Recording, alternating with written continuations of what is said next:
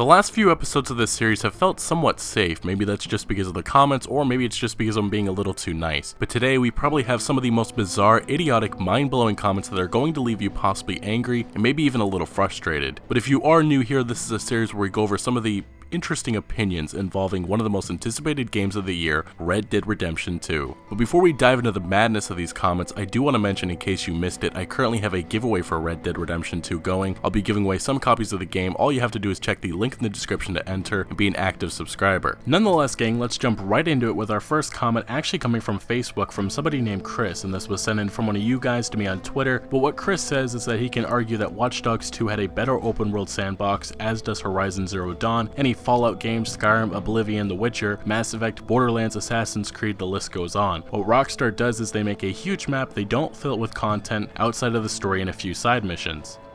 Have you played the newest Mass Effect game? Or even Watch Dogs 2 to begin with?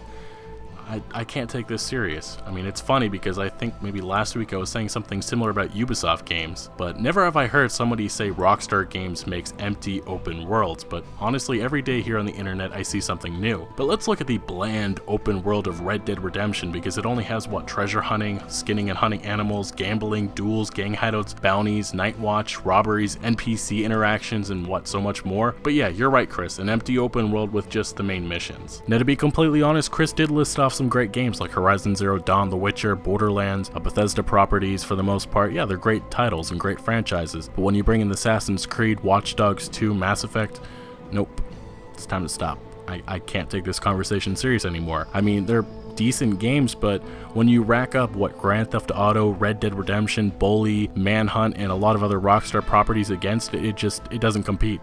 Rockstar wins, and it's because of quality. And I think I'll leave it at that. Next up is Taylor Buck saying Shadow of War will be way better than Red Dead, dumbass from Cockstars. Okay, I love Shadow of Mordor. I thought it was a great game. Red Dead Redemption, I personally think it's one of the greatest games of all time. So we have two great games. We have new installments coming from each of these franchises. Why can't we just appreciate both of them? And I guess everybody wants to just throw some shade at Rockstar, mainly probably for Grand Theft Auto 5 and Grand Theft Auto Online, which they're forced to support right now. But I guess that's just what usual gamers don't understand. And moving right along to our next comment coming from Real G-Man 46112. He says 3 protagonists worked in Grand Theft Auto 5. Clown. Now, do I look like this clown, this terrifying one, or do I look like this silly one, the nice and happy one? It's a big difference. But 3 protagonists did not work. I mean, that's just my personal perspective, and a lot of others feel the same way, and they think it's going to ruin Red Dead Redemption 2, and I can see the reasons why. This is a personal opinion. Some people liked it, some people didn't. And for the most part, I think a lot of people just like the one protagonist system. We're able to get emotionally invested in that one character, and for Red Dead Redemption's case, John Marston, his tale was phenomenal. And when you put 3 together, it just kind of takes away from that experience, so we'll have to see how it goes for Red Dead Redemption 2. But right now, after Grand Theft Auto 5, it didn't work for me, and a lot of others. Maybe it worked for you. I'm happy that you enjoyed it, but not for a lot of us. And to our next comment, we have one from Donna K, who says maybe it was cancelled.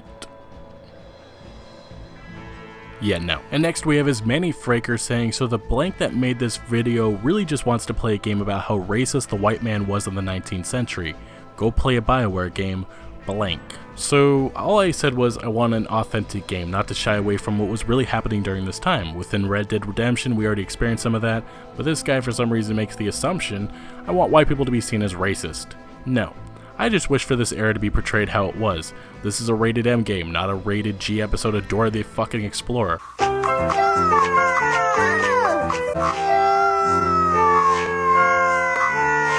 Do I expect to see full-blown N-words being thrown around, or racism towards the Native Americans, or even how it was in Mafia 3? Probably not, but let's just not lie about our past. I think that's something that a lot of us can agree on. And Skynet Cyborg says, yawn, boring, gimme Grand Theft Auto 6 already. Probably the most common comment I get is about Grand Theft Auto 6, maybe Bully 2 as well, but it's gonna be a while till they get to finally Grand Theft Auto 6. You either enjoy Red Dead Redemption 2, or you get to wait. Because I think right now the indication is that's coming probably around 2020, because after Red Dead Redemption 2, hopefully here in the fall of 2017, there's another Rockstar game coming in between, and with the development only beginning in 2016, yeah, there's a long road ahead, and with Rockstar still making so much money off of Grand Theft Auto Online and soon to be Red Dead Redemption 2, there really is no rush to get to it. So yeah, you either enjoy RDR2 and other Rockstar games, or you just get to wait. And Straight Lay says Assassin's Creed Empire is gonna shit all over this game. That being said, I hope they fix the online gameplay and hoping for a huge ass story for RDR2. The last sentence, all good, but the first one, Assassin's Creed Empire, Empire's gonna shit all over RDR2. Well,